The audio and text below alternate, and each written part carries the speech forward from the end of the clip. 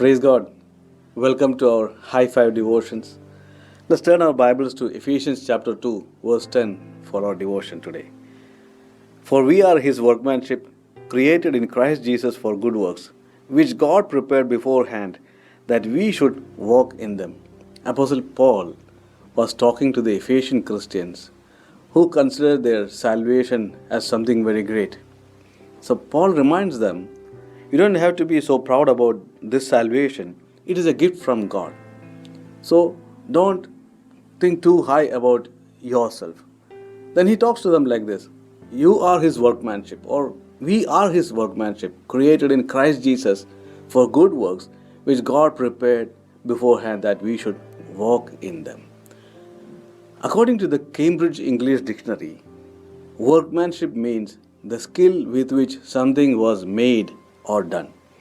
In other words, we can say it is a skill that affects the appearance and quality of a finished product.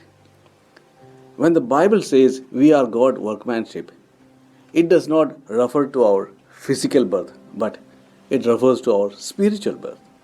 That is, we have been morally recreated by Jesus for good works.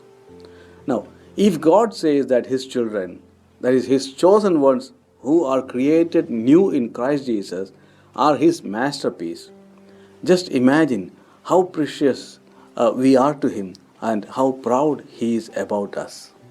And not only that He is proud of us, He uses us as the evidence of His grace and mercy to the rest of the world.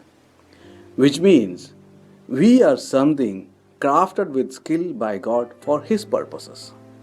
To be specific, we are created new in Christ Jesus for good works. Now keep this in mind. These works are not to give us salvation, but these works are the result of our salvation. That is, we are expected to live out the salvation we have. Now, this is a serious reminder to every one of us who have given our life to Jesus Christ. Now, we are reminded that we are not anymore a part of this world, but we are heavenly citizens. In fact, we are seated in the heavenly places along with Jesus Christ, which means we are expected to follow the heavenly standards. Now, in the Sermon on the Mount, as Jesus was talking to His disciples and the people who followed Him, He told them like this: in the past, religion and traditions directed your life. Or in fact, the scripture says like this: in the past you have been taught like this, but now I teach you like this. So Jesus says, this is how you have been taught in the past. But in God's kingdom, it is not so. God the Father expects you to live in a worthy manner, following the standards set by Him. Now, God's goal in saving us was not only just to rescue us from eternal condemnation, but also that we should reflect His character and goodness to the world. Remember the words of Jesus in Matthew chapter 5, where He says like this: you are recreated, or you are born again as a light in this world. Therefore, let your light shine before others, that they may see your good deeds and glorify the Father in heaven. That is, what Jesus meant was, we have to live according to the heavenly standards where we belong to.